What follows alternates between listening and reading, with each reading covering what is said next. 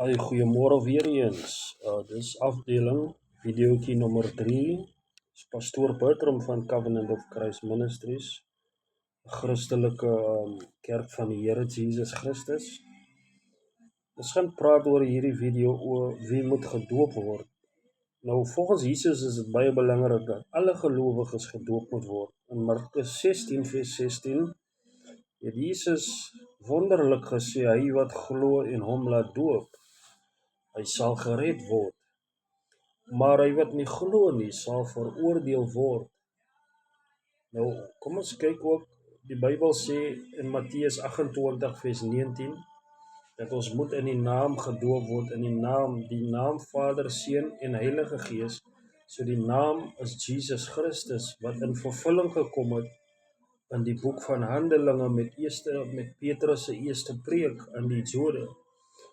Dat bekeer en laat elkeen van julle gedoop word in die naam van Jesus Christus tot vergifnis van sonde. So redding, bekering moet die doop vooraf gaan. En daar is baie Christene wat sedert hulle gelowig geword het, nog nie gedoop is nie.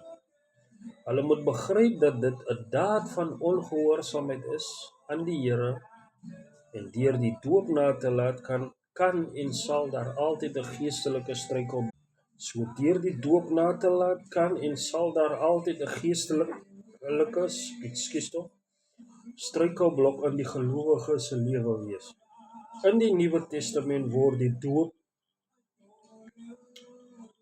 onderdompeling altyd deur bekering vooraf gegaan. Nou lees hierdie volgende geskriftes daar by die huis waar hy is. Handelinge 2 vers 38,